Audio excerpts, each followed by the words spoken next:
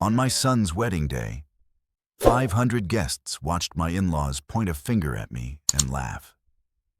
They called me a burden. They called me human trash. They thought I was just a broke old man in a cheap suit who was lucky to be breathing the same air as them. My daughter-in-law stood there in her $50,000 dress and laughed the hardest. She thought she had won the lottery by marrying my son. But when I stood up and walked out, I wasn't walking away in shame. I was walking away to make a phone call that would bankrupt their entire family by sunrise. My name is Langston Bennett. I am 71 years old, and this is how I taught my son that the man cleaning the floor often owns the building. The crystal chandeliers of the Grand Plaza Hotel ballroom were blinding. They were designed to intimidate, and everything about this wedding was calculated to make people feel small. I sat at table 42. It was the table furthest from the stage, tucked behind a massive pillar and right next to the swinging doors of the kitchen. Every time a waiter walked out with a tray of filet mignon, I got a face full of steam and noise. It was the table for the help. I looked down at my hands. They were rough, calloused hands. Hands that had laid asphalt, fixed engines, and loaded cargo ships for 50 years. Today, they rested on a polyester tablecloth that probably cost more than the suit I was wearing. My suit was charcoal gray, bought off the rack at a discount store 5 years ago. It was a little tight in the shoulders, and the fabric shined under the lights in a way that screamed cheap. I tugged at my collar. It felt like a noose. Across the room, the Sterling family held court at the head table. They looked like royalty. Richard Sterling, the father of the bride, wore a custom Italian tuxedo that fit him like a second skin. He held a glass of champagne as if it were a scepter. His wife Catherine dripped in diamonds that caught the light with every fake laugh she let out. They were beautiful. They were polished. And they were rotten to the core. I watched my son Darius sitting next to his bride, Victoria. He looked terrified. Darius is 32 years old, a brilliant architect with a heart too big for this city. He looked at Victoria with eyes full of adoration, but she wasn't looking at him. She was looking at the photographer, making sure her good side was captured. She was looking at her guests, ensuring they envied her. She was a statue of ice and silk. I had tried to warn Darius. I tried to tell him that people who judge you by your shoes will never watch your back in a fight. But he was in love. He told me I was bitter. He told me the Sterlings were just different. He was right. They were different. They were predators. The music died down. The chatter stopped. A spotlight hit the center of the room. Richard Sterling tapped his microphone. The sound echoed through the hall, silencing 500 of the city's elite. He flashed a smile that showed too many teeth. "Welcome, everyone," Richard boomed, his voice smooth as oil. "Today we celebrate the union of my beautiful daughter, Victoria, and her lucky groom, Darius." There was polite applause. Richard raised a hand to silence it. He wasn't done. He turned his gaze toward Darius, and his smile grew tighter. We all know Darius comes from humble beginnings, very humble. When he came to us, he was a rough stone. But the Sterling family knows how to polish a rough stone. We gave him connections. We gave him opportunities. We welcomed him into a world he could only dream of. I felt the air in the room shift. It wasn't toast. It was a declaration of ownership. Richard was marking his territory. Darius shifted in his seat, his smile faltering. But Richard was just getting started. He stepped off the stage and began walking through the tables. The spotlight followed him. He walked past the bankers, the lawyers, the politicians. He walked all the way to the back, to the kitchen doors, to table 42. The light blinded me for a second. Richard stopped right in front of my table. He looked down at me with a look of pure, unadulterated disgust. "And of course," he said into the mic, his voice dripping with false pity, "we must acknowledge where that humble spirit comes from. Darius's father. Langston, is it? We are so glad you could make it. We weren't sure you'd feel comfortable in a place like this." A low, uncomfortable murmur went through the crowd. My face was hot. My heart wasn't racing. It was a slow, heavy drum of anger. Richard leaned closer, but his voice was still amplified for all to hear. "Tell me, Langston, that suit, did you have to save up for a long time? Or did Darius have to buy it for you?" A gasp, then a snicker from the head table. It was Victoria, her hand over her mouth, her eyes gleaming with cruel delight. Catherine Sterling let out a tinkling laugh, like breaking glass. Richard wasn't finished. He gestured to the empty chairs around me. "We gave you a whole table to yourself. We thought maybe you'd bring some friends from what was it? The auto shop? The docks? But I see you came alone. No one to share your special day with." That's when Catherine stood up, her voice sharp and clear. "Oh, Richard, don't embarrass the poor man. He's doing the best he can with what he has. He's just simple. Isn't that right, Langston? A simple man who raised a son lucky enough to marry up. You must be so proud to be what's the word? A burden lifted." The word hung in the air. Burden. Victoria stood then, taking the microphone from her father. She looked at Darius, then at me, her smile venomous. "Darling," she said to my son, but her eyes were on me, "your father is a lesson to us all, a lesson in what we leave behind. Thank you for showing us where you came from, so we can all appreciate how far you've come." She raised her glass. "To the past. May it stay where it belongs." 500 glasses rose. 500 people drank to my humiliation. My son looked like he'd been struck. He stared at Victoria, then at her parents, then at me. His eyes were wide with horror, but he was frozen, paralyzed by their spectacle. That's when I stood up. The chairs scraped loudly against the marble floor. The spotlight made my cheap suit look even cheaper. Every eye was on me. They expected tears. They expected a stuttered apology. They expected me to shrink. I looked at my son. I saw the shame in his eyes. Not for me, but for himself. For bringing me here. It was that look that broke the last string holding my old life together. I didn't say a word. I turned my back on Richard Sterling's smug face. I turned my back on Victoria's triumphant smirk. I turned my back on my son's paralyzed guilt.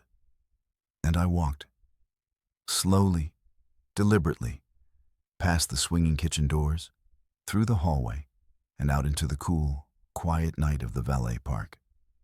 The sound of the ballroom vanished behind me, replaced by the distant city hum. I took out my phone, not the old flip phone Darius always teased me about, but a sleek, black satellite phone from my inner pocket. I scrolled to a single name. I pressed the call. It rang once. A voice answered, deep and respectful. "Sir, the office is standing by." I looked up at the glowing windows of the ballroom. I could still see their shadows moving, laughing, celebrating their cruelty. "Arthur," I said, my voice calm, devoid of the tremor I felt inside. "Initiate Blackwood. Target, Sterling Holdings, all subsidiaries, all assets. I want their lines of credit severed, their investors alerted, and every single one of their construction permits flagged for review by sunrise." I want their world dismantled, brick by brick, before they finish their champagne. There was a pause on the other end. The full measure, sir? The full measure, I confirmed. And Arthur? There's a wedding in the Grand Plaza Ballroom. Cancel the venue's lease, effective tonight. Tell management the owner has revoked their privilege. I hung up. I didn't look back. I got into the waiting town car, a car that had been circling the block for hours, not a taxi, but my car. My driver, a man who had been with me for 20 years, nodded silently. He understood. Home, sir? He asked. No, Elijah, I said, watching the hotel shrink in the tinted window. To the office. We have a long night ahead. My son needs to learn a lesson, and his new family needs to learn what a real burden feels like. The Sterling family thought their empire was built on granite. They thought their money was old, their influence permanent, their position unassailable. They were wrong. Their empire was a house of cards built on a foundation of sand. And I was the tide. While the wedding party moved to the dance floor, my team moved like ghosts through the financial markets. Sterling Holdings was a classic paper tiger. Richard Sterling was a showman, not a businessman. He'd built his fortune on leveraged buyouts, shady municipal contracts, and a network of favors that was one audit away from collapse. He wore Italian silk, but was drowning in debt. My company, Bennett Global, was the silent giant. We owned the patents for the microchips in their phones. We controlled the shipping lanes that brought in their materials. We were the majority stakeholder in the bank that held their staggering loans. We were in the walls, under the floor, in the very air they breathed, and they never knew it. Because I preferred it that way. My wealth wasn't for yachts or private jets. It was a tool, a quiet, immense force I'd built from the blood and sweat of my youth, from the first auto shop I owned at 22, to the logistics empire I forged in my 40s. I lived in a modest brownstone. I drove an ordinary car. I wore simple clothes, not because I had to, but because I remembered. I remembered what it was like to be judged for empty pockets. I remembered the sting of being looked past. That memory was my compass, and it was about to become the Sterling's nightmare.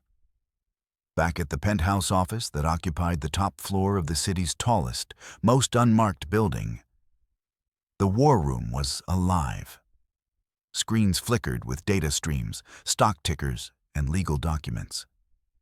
My head of security, a formidable woman named Val, handed me a tablet. Richard Sterling has 3 major loans called in at midnight from 3 different institutions, she said, her voice clipped, all of which we now control.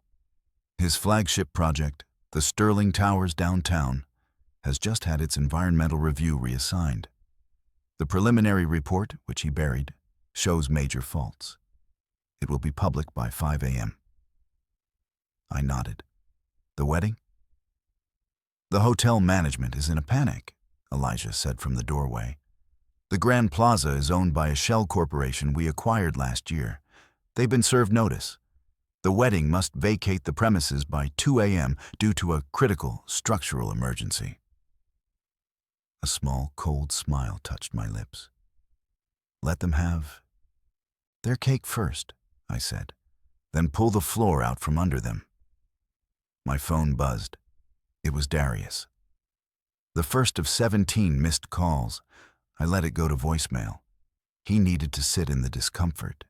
He needed to feel the full weight of the choice he'd made by staying silent. Meanwhile, in the ballroom, the first cracks began to show. Richard Sterling's phone, which he had ignored on the podium, began to vibrate incessantly. Then his wife's. Then his brother's, his CFO's. A chorus of silent distress signals amidst the orchestra. He excused himself, his face pale under the golden light. In the hallway, the panic began. "What do you mean the credit line is frozen?" he hissed into his phone. "Who authorized this?"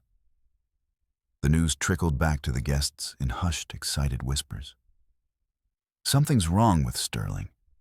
Did you hear? The bank?" The mood shifted. The laughter became strained. The glances toward the head table were no longer envious, but curious, probing like vultures sensing a change in the wind. Victoria, oblivious, floated on a cloud of malice and champagne. She found Darius by the bar.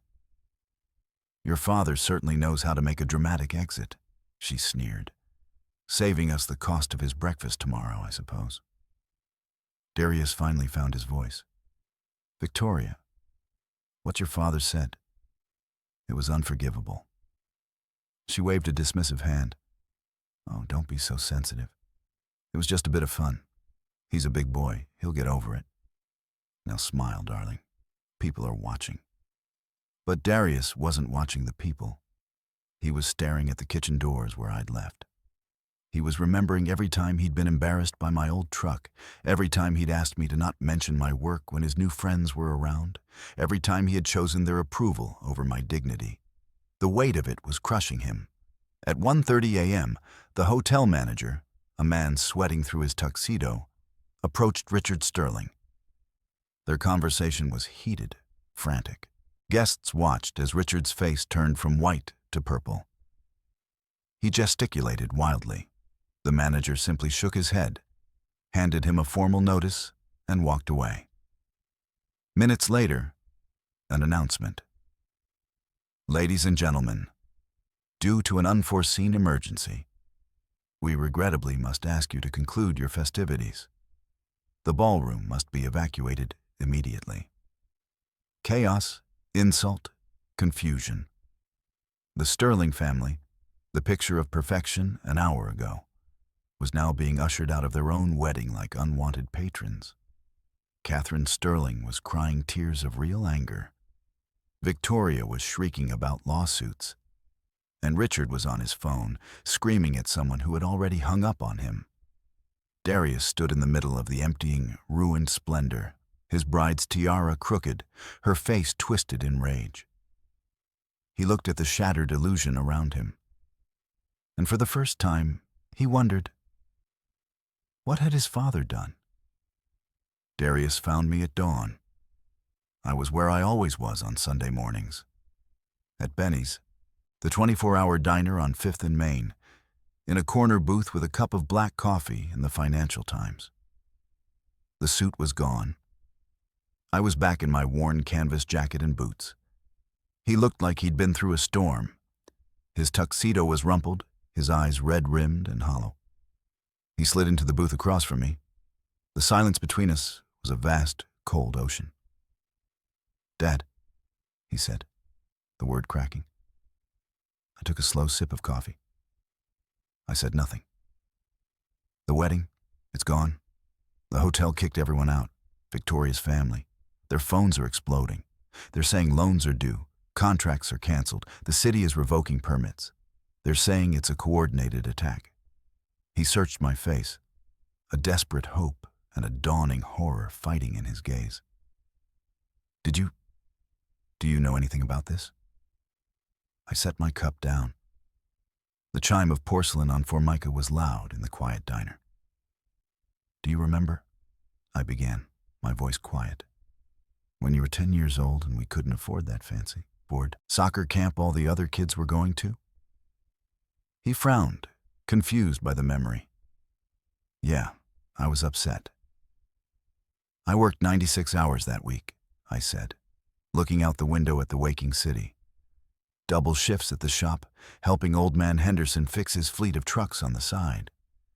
My hands were bleeding from grease and grit. "I got you into that camp. You never knew how." He stared at my hands, the same hands they had mocked. "You got older. You got smart. You went to a good school on scholarship, but the books, the rent, the travel, you thought your part-time job covered it." I looked back at him. It didn't. Not even close. I owned the small chain of auto shops your friends sneered at. I'd already sold my first patent by then. The money was there. But I saw how you looked at those kids with their trust funds. I didn't want you to become them. I wanted you to value the grind. So I let you grind. And I silently paid the difference. His breath hitched. What are you saying? I'm saying, son, that you spent your life being ashamed of a shadow, while the mountain stood behind you, waiting for you to turn around. I leaned forward. The man they laughed at last night owns the company that manufactures the steel in Sterling Tower's bones. I own the bank that holds their debt. I am the silent partner in every venture that Richard Sterling believes is his own genius. I am not a poor old man, Darius. I am the reason the lights stay on in this city. The color drained completely from his face. It was a physical collapse.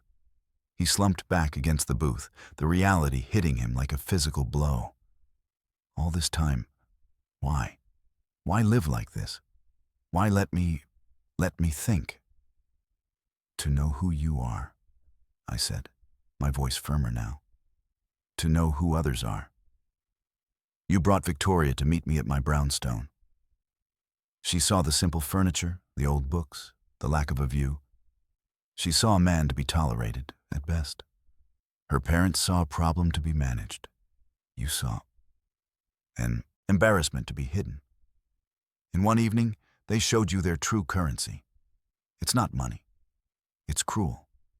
And you, my boy, you were their greatest transaction. Tears finally filled his eyes, but they were tears of shame, of profound, gut-wrenching realization. I didn't stop them. I just sat there. Yes. I'm so sorry. The words were a broken whisper. Sorry is a bandage on a bullet wound, I said, not unkindly, but with the firmness of truth. Your apology isn't what I need. Your understanding is. You married into a family of wolves, thinking you could tame them with kindness. Now you're in their den. And last night, I started a fire outside it. What happens now?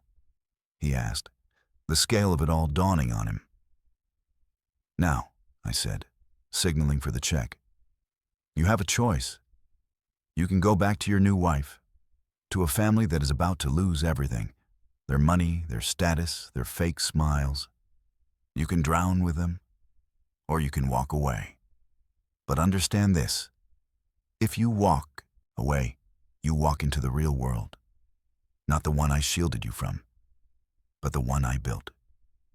And it will not be easy. It will require you to rebuild yourself from the ground up, with no name but your own, no currency but your character. I stood up, throwing a few bills on the table. The Sterling financial collapse will be public by 9 a.m. The vultures are already circling. Victoria will not look at you with love when she realizes her golden ticket is made of lead. She will look at you with blame. I walked to the door of the diner and paused, looking back at my son, who seemed smaller than I'd ever seen him. Come home when you decide who you are, Darius. Not the man they wanted or the son you thought I was, but the man you choose to be. I left him there, in the booth, with the weight of two worlds on his shoulders. The sun rose on a city that smelled like downfall. By 9:05 a.m., the business news channels were screaming the headlines: Sterling Holdings in free fall, major liquidity, crisis, fraud investigation imminent. Richard Sterling's face, once plastered on society pages, was now pixelated on financial tickers, pale and grim. It was a cascade, a perfectly orchestrated symphony of ruin. Every door they ran to was locked. Every call was met with, "We refer you to our legal department." The foundation of sand had liquefied. In their marble-walled penthouse, the Sterlings were a portrait of hysterical decay. Catherine was frantically trying to pack jewelry, only to be informed by a stone-faced assistant that most of it was leased or collateralized. Richard paced like a caged animal, his phone now a useless brick of glass and silence. Victoria was the most terrifying. The ice had melted into a scalding, furious rage. She turned on Darius, who had returned to their luxury condo, a wedding gift from her parents. "This is your fault," she screamed, her beautiful face distorted. "Your pathetic, worthless father did this. Some backroom deal, some jealous sabotage. What did he do? What context does that garbage man have?" Darius watched her, truly seeing her for the first time. The kindness he'd fallen in love with had been a costume. This was the real creature, entitled, vicious, and empty. "My father," Darius said, his voice calm but hollow, "didn't make your father take on suicidal debt. He didn't force your mother to fake her charity donations. He didn't make you bully the wedding planner until she quit. He just turned on the light. And now we can all see the rats." She slapped him. The sound was sharp and final in the spacious room. He didn't flinch. He just touched his cheek, the last spark of feeling for her extinguished. "The condo's in your parents' name," he said. "It'll be seized by the creditors by the end of the week. You should go to them." "Get out!" she shrieked. "Get out! You are nothing. You were always nothing. We made you." Darius nodded slowly. He picked up only one thing, a small framed photo from his nightstand. It was a picture of him and me, taken years ago, standing in front of my first auto shop. Both of us were smiling, covered in grease, our arms around each other's shoulders. He walked out, leaving the keys, the gifts, the $50,000 wedding dress crumpled on the floor. Meanwhile, I was not idle. My final move was not financial, but human. I invited the employees of Sterling Holdings, the secretaries, the junior architects, the warehouse foremen, the people whose pensions Richard had gambled with, to a meeting at a convention center. Over 1,000 people showed up, their faces etched with fear for their futures. I walked onto the stage, not in a suit, but in simple trousers and a shirt. The murmurs died down. Many didn't recognize me. "My name is Langston Bennett," I said, my voice amplified in the hushed hall. "You don't know me, but I know you. I know your work. I've reviewed the Sterling projects for the last 2 years. The real work, the brilliant designs, the logistical miracles. It wasn't done by Richard Sterling. It was done by you." I let that settle. Sterling Holdings is finished. As of today, its viable assets, its ongoing projects, and its most valuable resource, its people, are being acquired by a new entity, Bennett Global Foundation. Your jobs are secure, your pensions are guaranteed, and the first order of business is to complete the Sterling Towers project, not as a monument to greed, but as affordable housing and community space. The plans have already been redrawn by my team. The profits will go into a trust for you and for this city. There was a stunned silence. Then, a roar, not of anger, but of relief, of vindication, of hope. They weren't losing their livelihoods. They were being freed from a parasite. As I left the stage, a woman, a senior project manager with tears in her eyes, stopped me. "Mr. Bennett, why? Why save us?" I looked at her, at the crowd of grateful, hard-working faces. "Because," I said, "the man cleaning the floor often owns the building, and a good owner looks after the foundation. Richard Sterling tracked me down. Desperation makes men both dangerous and predictable. He found me where I often went to think, walking the old pedestrian bridge over the railway yards, a place of industry and grit, a place that reminded me of where I started. He looked like a ghost of his former self. His custom suit was wrinkled, his eyes wild. The scent of expensive cologne was now mixed with the sour smell of fear. "Bennett," he spat, blocking my path. "You. It was always you, the silent partner, the ghost in the machine." I continued walking, forcing him to follow. "You figured it out, Richard. Took you long enough. You were always better at spending money than understanding where it came from. You destroyed me. Over what? A few jokes? A little wedding fun?" His voice was shrill. I stopped and turned to face him. The wind whipped between us. "You confuse fun with execution. You didn't joke, Richard. You performed a public execution of a man's dignity for the amusement of your peers. You taught my son that his father's love was a source of shame. You showed your daughter that cruelty is a virtue. That wasn't fun. That was a lesson. And now," I gestured to the sprawling city, "you are living in the world your lesson created. A world where everything is taken from you piece by piece until all that's left is the man you really are. And look at you. You're nothing but a suit and a scream." He trembled, his rage boiling over into helplessness. "I'll fight you. I'll expose you." "Expose what?" I asked quietly. "That the billionaire you mocked bought your debt and called it in? That the poor old man had more integrity in his thumb than you have in your entire bloodline? The papers will call it a spectacular business failure. Your friends are already denying they ever knew you. You are a footnote, Richard. A cautionary tale about what happens when you mistake the window dressing for the wall." He sank to his knees, right there on the grimy bridge. Not in a dramatic plea, but in total, utter defeat. The fight was gone, replaced by the hollow truth. "My family. Your family is a reflection of you," I said, looking down at him without pity. "You built them on vanity and spite. They will scatter like dust in the wind. Catherine will leave you within the month. Victoria, she has no tools to survive in a world that doesn't worship her. You didn't just lose your money. You lost your legacy before it was ever born." I left him there, kneeling on the cold steel, overlooking the very industries that built my real fortune. A monument to the work he had always despised.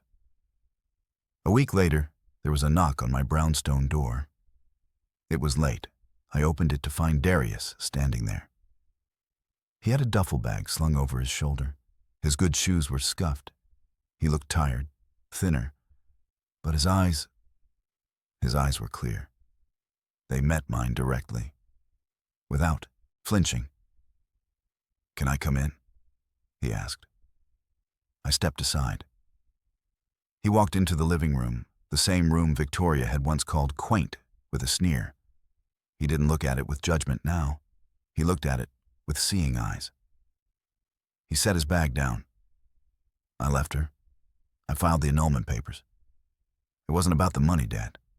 Not theirs, not yours. It was about the silence. My silence." His voice was thick. "I went to the convention center. I heard what you did for those people. I spoke to some of them. They called you a guardian, a saint." "I'm no saint," I said, sitting in my worn armchair. "I am a vengeful old man who used a very big hammer." "You gave them their lives back," he insisted. "You gave me my eyes back." He knelt on the floor in front of my chair, like he did when he was a boy who'd done something wrong. "I am so sorry. For every time I was embarrassed by you. For every time I chose their world over ours. For not standing up when it mattered. I don't deserve your forgiveness. I don't deserve any of this." He gestured vaguely at the modest room, now knowing the immense power it represented. "Look at me, son," I said. He lifted his head. "You stood up when it mattered most. You walked away from the gilded cage. That took more courage than facing a boardroom. The man who cleans the floor needs to know his own worth before he can claim the building. You finally looked in the mirror and saw the man I raised, not the reflection they wanted. Tears streamed down his face freely now. What do I do now? Who am I now? You are Darius Bennett, I said firmly. You start from zero. You get a job, a real one, not a title I give you. You use that brilliant mind of yours. You build something honest, with your own 2 hands. You live a life where no one ever has to sit at a table by the kitchen door because of you. I reached out and put my rough hand on his clean-shaven cheek. You become a better man than I am. That is how you make it right. He put his hand over mine. The calloused mechanic's hand he'd once been ashamed of, and cried for all that was lost and all that could be found. 1 year later, the site of the failed Sterling Towers was now a buzzing construction zone, but the signs didn't bear that name. They read, "The Bridge Project, Bennett Global Foundation." Darius, in a hard hat and work boots, stood over schematics with a diverse team of young architects and engineers. He wasn't the boss. He was a junior designer, having earned his place through a grueling application process. His co-workers knew him only as Darius, the guy with good ideas and a relentless work ethic. They had no idea of the drama that had brought him here. The project was revolutionary. Mixed-income housing, green spaces, a community tech center, and small retail spaces for local entrepreneurs. It was everything the Sterling vision wasn't: inclusive, sustainable, humble, and strong. I visited the site often, always unannounced. That day, I watched him from a distance. He was explaining a structural detail to a foreman, his hands moving with passion, his face alive with purpose. He was dirty, tired, and utterly fulfilled. He saw me and waved, a genuine, easy smile on his face. He jogged over. "Hey, Dad, check out these revised foundation specs. We're using a new composite that's stronger and cheaper, saves the budget for the community garden." I looked at the plans, then at my son. The shadow of shame was gone. In its place stood a man of substance. "It's good work, son. Real work."